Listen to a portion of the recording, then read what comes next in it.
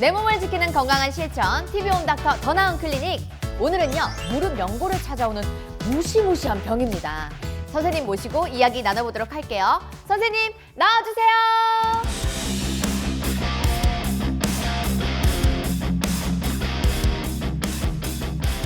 네, 안녕하세요.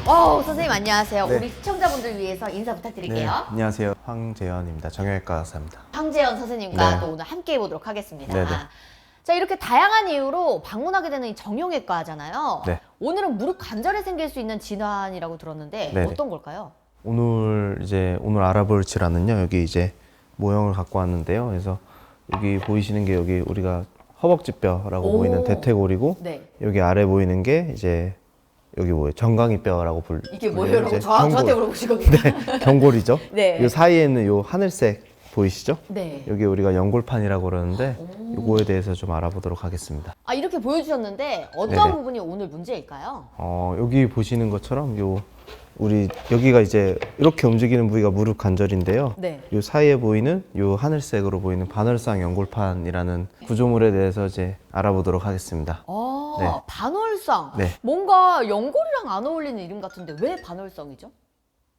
그냥 말 그대로 네. 그냥 여기 반달 모양처럼 생겼다 그래갖고 반달 모양이어서 네네. 반월상인 거예요? 네. 진짜 신기하다.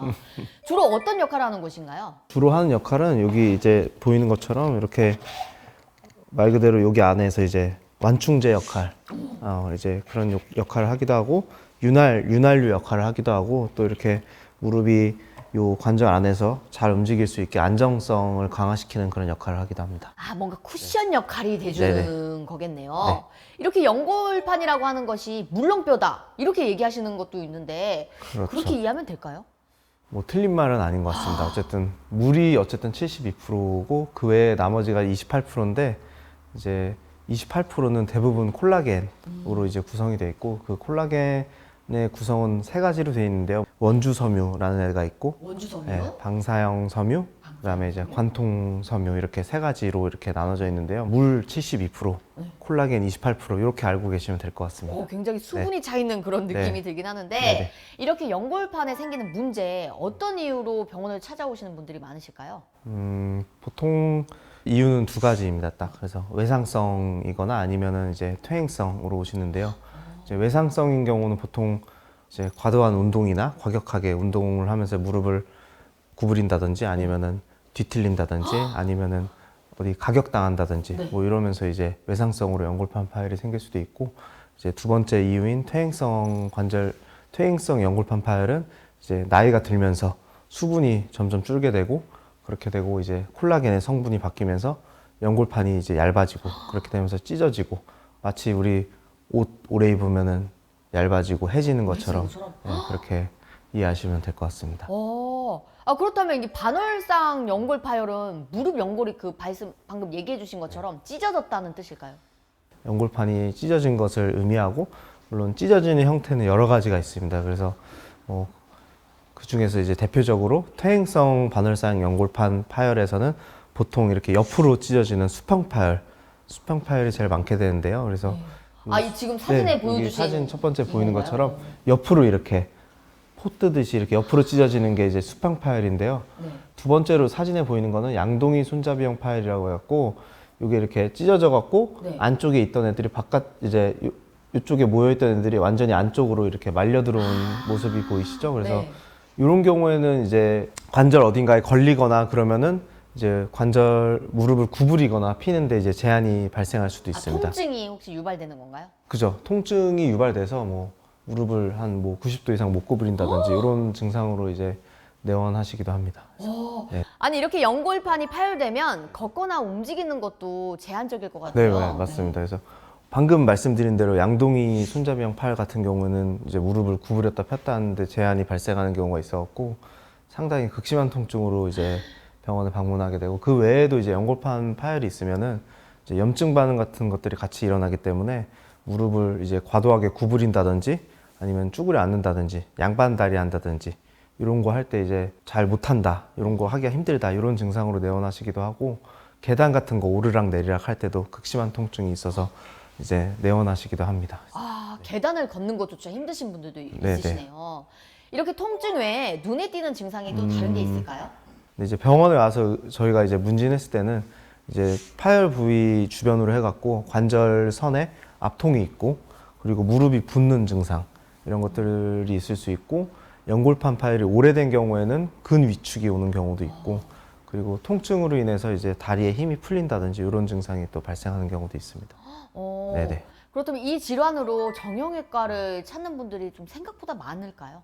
네, 엄청 많습니다. 사실 그러니까 무릎 환자가 왔다 하면은 많은 환자들의 비율로 연골판 파열하고 관련된 경우가 많습니다. 확실히 무릎을 많이 자주 사용하시는 분들이 걸리시는 것 같은데 그분들이 정말 조심하셔야 될 것 같아요. 그렇습니다. 연골판도 많이 쓰면 많이 쓸수록 닳는 애들이기 때문에 네. 그거는 이제 맞지만 꼭 많이 쓰지 않더라도 평소에 자세 같은 거지 우리나라 사람들 양말 좌식 생활 많이 하잖아요. 그런 것들 그리고 또 가끔 보면은 근력 강화하겠다고 계단을 오르락 내리락 하면서 이제 근력을 강화시키면서 운동하시는 분들이 있는데 네. 무릎이 안 좋으신 분들은 그건 오히려 더 이제 악화시킬 수 있으니까 그런 것들도 조금 주의하시면 좋을 것 같습니다. 아, 무릎이 안 좋으신 분들이 계단을 왕복하는 네네네. 일은 조금 좀 이제 주의를 하셔야겠네요. 오히려 이거를 강화시키면 좋아진다 이렇게 생각하고 하시지만 오히려 더 나빠질 수 있다는 거를 예. 네. 그리고 그런 분들은 어떤 운동하는 게 좋을까요? 그럼 만약에 찢어진 게 이제 진단이 됐다면 사실은 그런 격한 경사진 운동이나 이런 거는 안 하는 게 좋고 뭐 수영이나 이런 평지 걷기 이런 거 위주로 하는 거를 권유드립니다. 혹시 그렇다면 이 진단은 엑스레이 촬영으로 알 수 있는 걸까요? 엑스레이로는 사실 알 수 없고요. 그래서 네. 일단은 병원 왔을 때 문진을 통해서 아까 말씀드린 대로 여기 관절 압통 있는지 한번 눌러보고 물 찼는지도 한번 확인해보고 뭐 이런 것들 체크해갖고 연골판 파열이 의심된다고 하면은 결국에는 저기 사진에 보이는데 네. MRI 촬영을 해야 되고 저기 뒤쪽에 보면 이렇게 옆으로 이렇게 선 간 거 보이시죠? 네. 네, 저게 이제 연골판 아까 말씀드린 수평 파열 이제 어떤 위치나 사이즈나 이런 형태 이런 것들을 이제 확인해야지 앞으로의 치료 방법을 또 결정할 수 있기 때문에 네. 근데 이제 이게 또 수술로 들어가면 너무 일이 커지니까 네네. 비수술적 치료 방법엔 또 어떤 게 있는지 알 수 있을까요? 그렇죠. 일단 파열의 형태, 위치가 일단은 회복이 잘 되는 위치에 있거나 파열이 크지 않거나 나이까지 이런 거 고려해갖고 만약에 그런 것들이 다 괜찮다고 하면은 비수술적 치료를 택할 수가 있는데요. 일단은 첫 번째로는 뭐 운동요법 뭐 많이들 얘기하시죠. 뭐 그래서 아까 말씀드린 계단 오르기 이런 거 말고 그냥 이제 대퇴사두근 강화 운동이라든지 그냥 뭐 수영 아니면 자전거 바퀴 돌리기 이런 것들 해서 이제 근력 좀 강화시켜주고 그래도 통증이 있으면 약이랑 그리고 주사 그 다음 단계는 주사고 그러면서 이제 물리치료나 이런 것들을 같이 동반하면서 이제 비수술적 치료를 한번 이렇게 같이 병행하면 좋겠죠. 네네. 그럼 선생님 그럼 이 대퇴부 운동은 어떤 거예요? 이건 처음 들어보는 거여가지고. 나이에 따라서 조금 다른데 뭐 우리가 흔히 아는 스쿼트나 이런 것들도 도움이 되는데요. 스쿼트도 저는 개인적으로 이렇게 많이 앉는 스쿼트보다는 네. 좀 90도 그것보다 적게 앉는 스쿼트나 연세 있으신 분들은 다리 들고 버티기 이런 것만 아 이렇게 들고 이렇게 버티는 핀 상태로 누워서 이렇게 버티는 것만 해도 충분히 도움이 된다고 생각하고 있습니다. 지금 우리 감독님들 바로 지금 다 해보고 계시는데 어느 정도 각도가 좋은지 혹시 한번 잠깐 보여주실 수 있을까요? 아니 그러니까 뭐 이게 우리 네. 이렇게 막 이렇게 많이 구부리기도 하잖아요. 그렇죠. 거의 한 이 정도까지. 네, 그런 거보다는 그냥 요 정도만 그냥 네네 무리 되지 않는. 네네.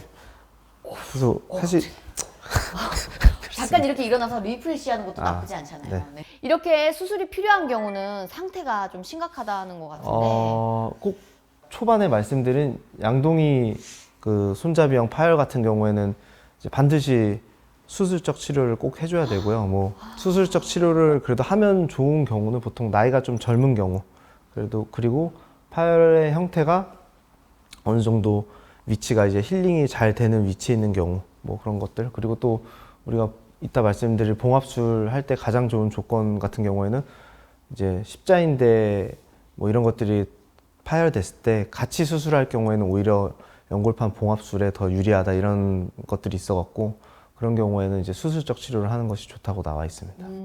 혹시 그렇다면 그 수술 과정은 어떻게 이루어질까요? 관절경으로 이제 진행하게 되는데요. 이제 크게 이 연골판 찢어진 거를 절제하냐 아니면 꼬매냐 이 두 가지로 나누게 되는데 이제 절제하는 경우는 보통 이제 파열의 위치가 재생 가능성이 없는 경우거나 아니면 파열이 너무 심해갖고 꼬맬 게 없는 경우 이런 경우에는 보통 절제술을 하게 되는데 봉합술의 경우에는 반대 경우입니다. 봉합술은 말 그대로 간단하게 생각하면 그냥 꼬매는 거고 파열의 위치가 잘 낫는 위치에 있고 그리고 파열이 크지 않은 경우 오히려 뭐 물론 나이가 젊으면 큰 경우에도 꼬매주기도 합니다. 뭐 이거를 사실은 일률적으로 이런 경우에는 자르고 이런 경우에는 꼬매고 이렇게 딱 정할 수는 없는데 여러 가지 나이랑 파열 형태 이런 것들을 통해서 병원에 와서 이제 의사랑 상담해야지 또 그렇죠. 네. 선생님과 상담하는 게 네. 제일 중요합니다. 네. 아, 또 근데 이 연골판 없이도 무릎 사용하는데 지장이 없을까요, 혹시? 연골판이 없으면 일단 얘네가 이제 이 연골판이라는 것들이 만약에 진짜 없다. 네. 그러면은 생각해 보시면 이렇게 되겠죠. 바로 뼈가 네, 또 그래서 닿게 되니까. 이제 연세가 좀 있으신 분들은 연골판이 없는 분들도 간혹 있습니다. 일부만 있고 그래서 그런 분들 보면은 보통은 다 관절염도 같이 동반돼 있고 그래서 그런 것들이 너무 심하면 이제 또 다른 수술을 하기도 하고 뭐 인공 네네. 연골을 또 삽입하고 그러시나요? 뭐 인공 연골은 보통 젊은 분들한테 하고요. 그래서 연세가 많으신데 연골판이 없고 관절염이 심하면 보통 인공 관절 같은 수술을 이제 시행하게 되기도 합니다. 그래서 네. 선생님 오늘도 너무너무 유익한 정보 감사합니다. 네. 아, 또 반월상 연골 파열 무엇보다 예방이 최선이라는 거 여러분 잊지 않으셨으면 좋겠습니다. TV 홈닥터 더 나은 클리닉 오늘은 여기서 인사드릴 건데요. 선생님 우리 시청자분들 위해서 네. 아까 말씀해주신 스쿼트 하면서 우리 같이 한번 이 시간 마무리해 보도록 하겠습니다. TV 홈닥터 더 나은 클리닉 다음 시간에 만나요. 안녕히 계세요.